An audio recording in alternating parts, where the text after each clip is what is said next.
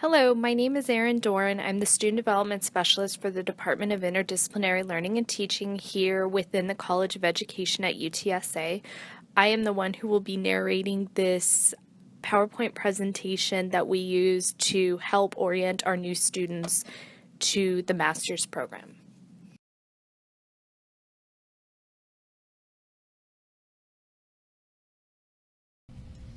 Again, who am I? I'm a student development specialist. My email address and phone number are located on the slide, and they're also included on any email that I send out generally.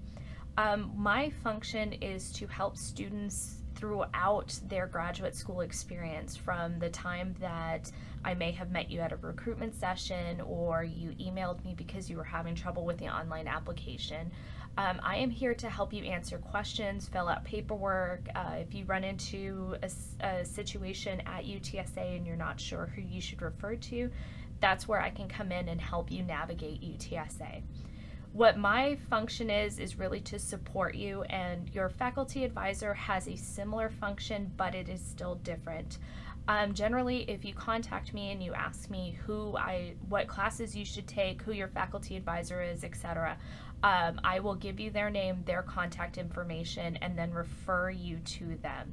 The faculty advisor is here for the nuts and bolts of the master's degree. They can help you plan out what courses to take and when. They can help you identify courses that are specifically related to your academic and professional goals. So we really recommend that you go to your faculty advisor if you have questions about what classes to take, what classes will specifically support you in whatever your ambitions are, whether it be to become a curriculum specialist or reading specialist, etc. And then come to me for just basic roadblocks or confusing situations or anything like that. I can also help mediate problems that you may be having with faculty members, advisors, anything like that. We typically don't have those kinds of problems, but just know that if you do, you can come to me and I will help you as best as I can.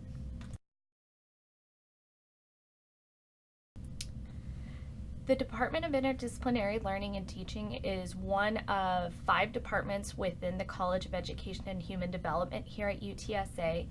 In addition to the bachelor's degree programs that we offer in interdisciplinary studies, we also oversee the MA in Education program, which is the umbrella program that all of you have been admitted to. There are 5 concentrations: curriculum and instruction, literacy, early childhood and elementary education, special education, and instructional technology. And we also offer a PhD in interdisciplinary learning and teaching, which offers each of the concentrations that I just listed as a cognate or focus area. So if you have doctoral ambitions in mind, we hope that you will keep us in mind as well.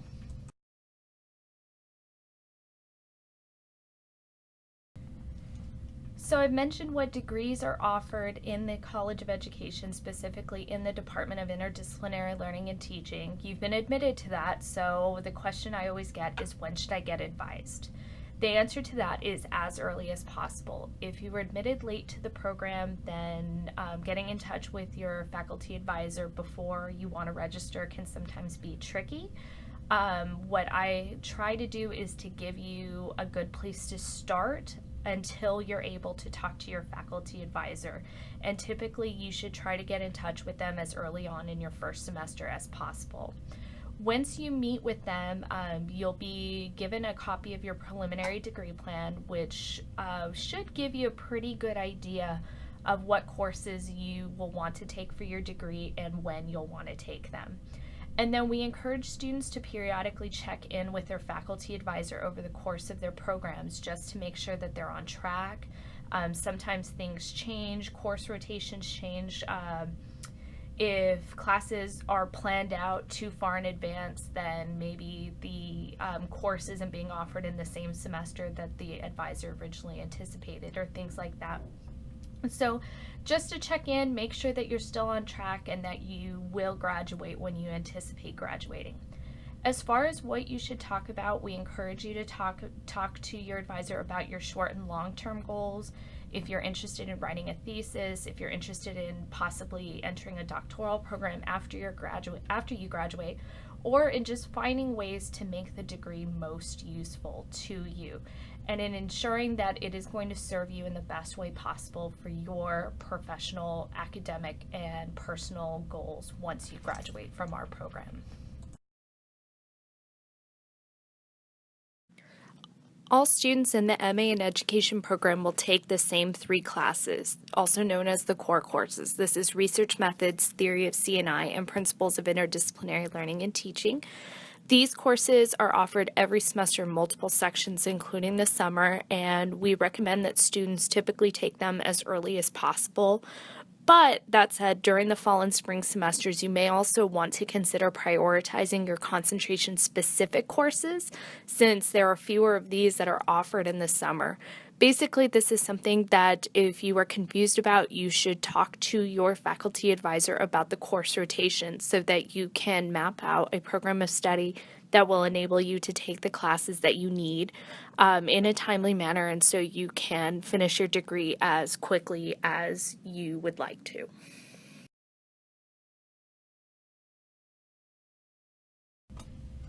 The Dean's Condition Sheet is a sheet of paper that you would have received in the mail when you got your acceptance packet. You'll see your name. The number that starts with the @ symbol is your banner ID number.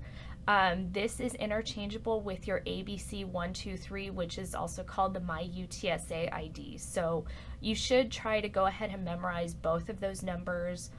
And then it'll list what degree, major, and concentration you were admitted to. And the rest of this sheet has some important information on it.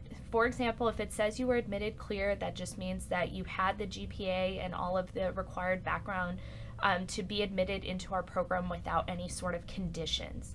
If you were admitted on probation, that means that for your first semester, you are on academic probation. So you must make a 3.0 in your first semester in order to get off of academic probation, or else you may risk being academically dismissed from the program. Also, if you have any sort of admissions conditions, for example, if you did not major in education as an undergraduate and have some background courses meant to help you meet the admissions requirements of the program, then those courses will be listed on there as well. And then this will also give you the name of your advisor. This is the faculty member who you have been paired with for advising. You may contact them directly. I've already given them a copy of your Dean's Condition Sheet and your contact information. And so they should know to expect some sort of request for a meeting or an email asking for information from you. If for any reason you lose this sheet, you can always email me and I will be happy to scan and email you a new one.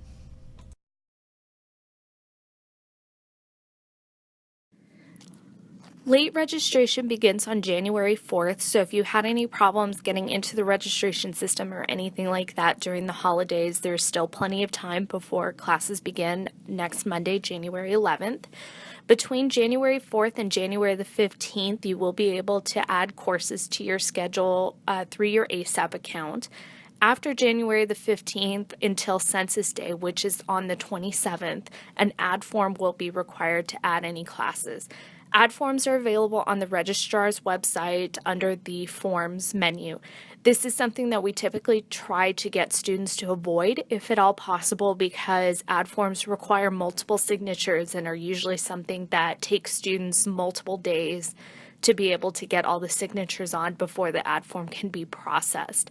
And remember that in the case of an add form, it is a student's responsibility to make contact with the instructor of the course, their advisor, and the department chair of the course in order to get their signatures.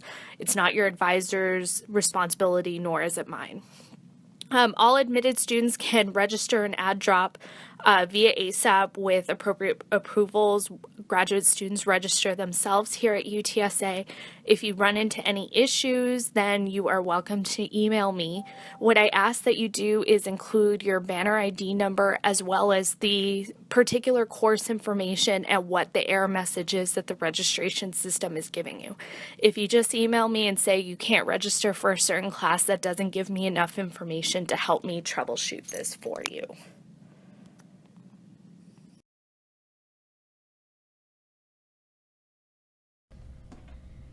Here I've given you a screenshot on the class schedule and specifically how to read the course schedule. There's a lot of information on this screen and it'll typically tell you everything that you need to know. For example, it'll give you the title of the course, the 5-digit CRN number, which is what you enter into ASAP in order to be able to register for the course.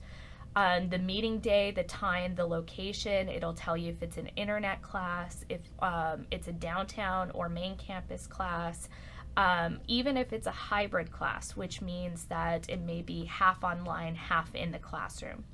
It'll also tell you the location of the class and if there are any special restrictions on it. So for example, on this screen, if you look past all the markings up, you'll see things like this course is restricted to a special cohort or reserved for a special cohort or has field work and things like that. Those are comments that it's very important for you to pay attention to as you're looking at those courses. And if you ever have questions about what they mean or if you can register for the course or anything like that, you are more than welcome to contact me and I can let you know. The schedule of classes will also tell you how many seats are still available in a class, if it's on a wait list or not, and there are links to view book information, meaning that you can go ahead and get the book list and everything that you will need for the class, assuming that the instructor has gone ahead and turned in that information. If you click on the view book information and nothing is coming up, then you can go ahead and contact the instructor directly for that information or just wait until the first day of class.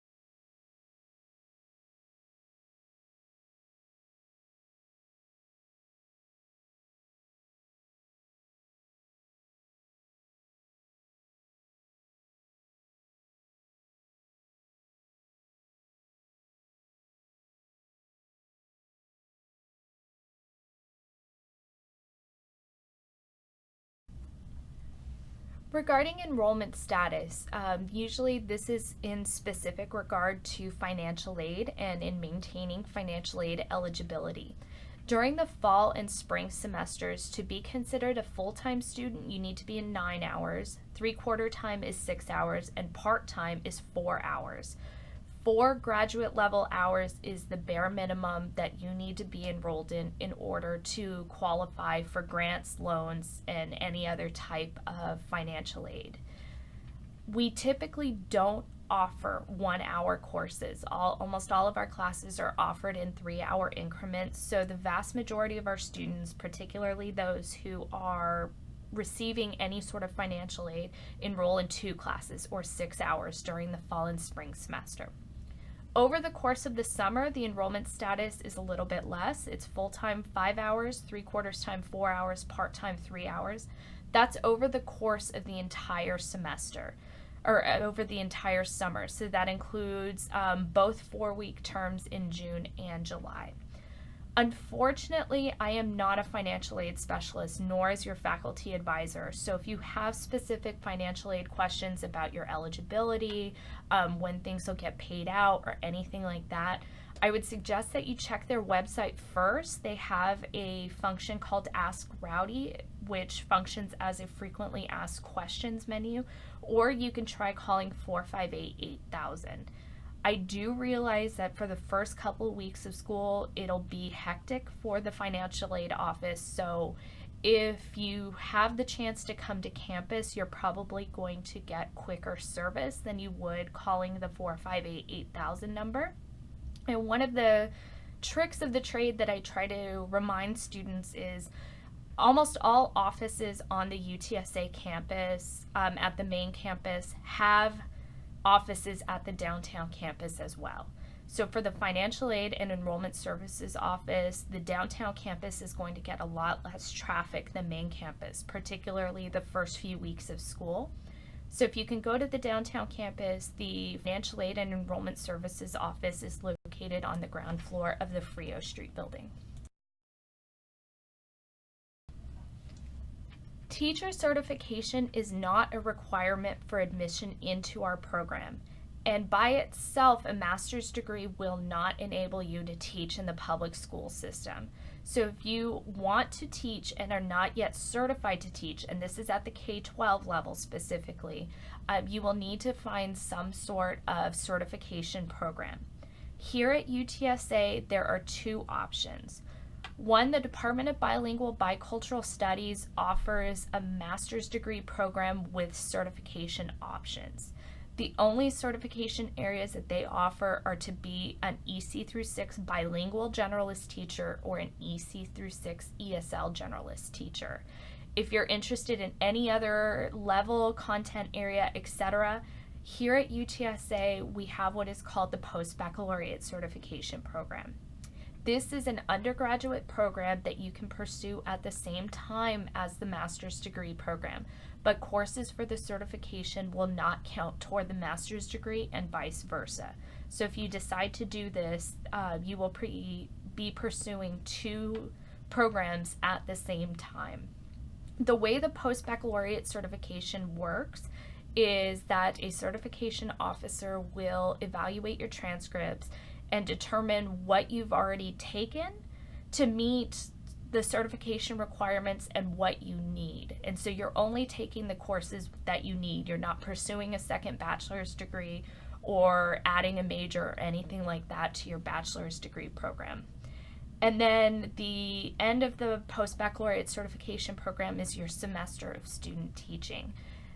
As far as how long it takes you to pursue this program, it really depends on what you majored in and what your certification area is going to be. Typically, it's going to be between 3 and 5 semesters worth of coursework on average, but that could be more or less depending on your individual case. If you're interested in talking to somebody about the post-baccalaureate certification program, please call 458-6287.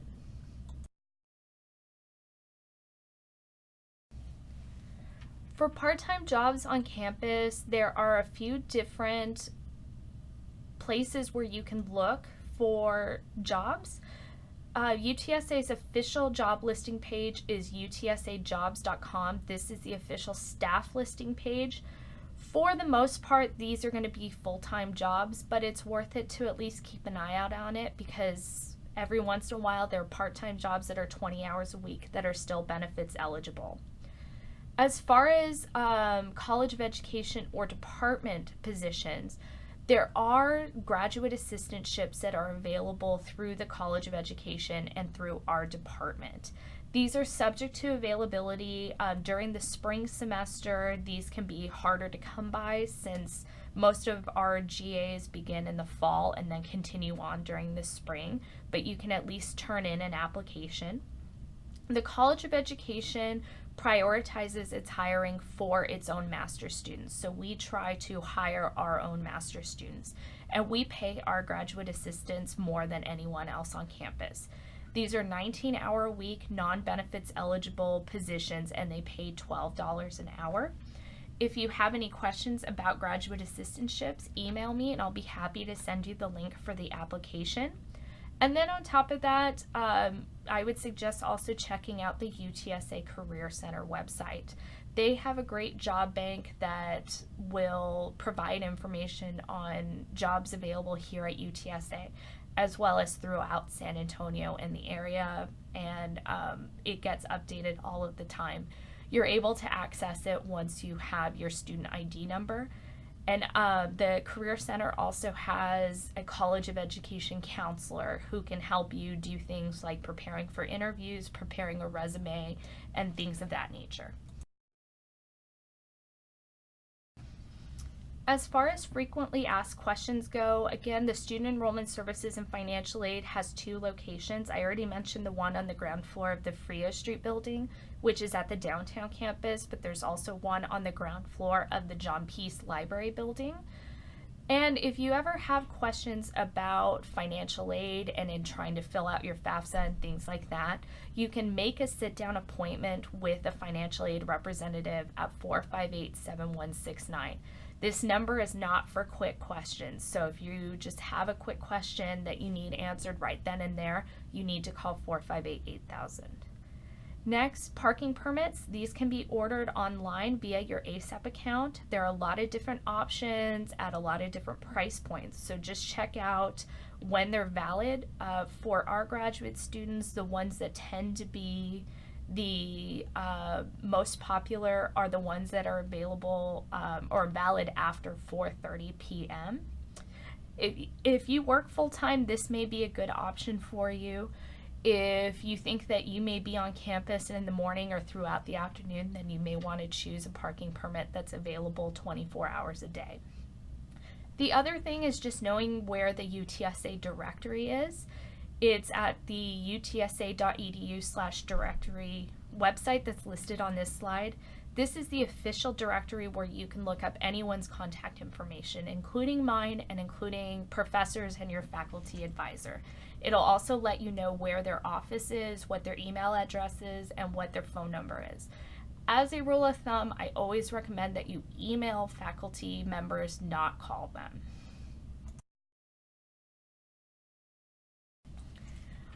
Just so you know, we are available on Twitter as well as on Facebook. We do post things on Facebook several times a week. These might just be links to funding opportunities, links to teaching resources, and just overall general announcements that come down from UTSA, financial aid, the graduate school, etc. So if you're looking for up-to-date information, that's a great resource to pay attention to as well. And the Facebook and Twitter pages are linked to one another. So if you prefer Twitter and hate Facebook, you can check all of our information out on Twitter with no problem. Other than that, welcome back to school. If you're new to UTSA, welcome. Thank you for choosing us. And if you have any questions, please let us know.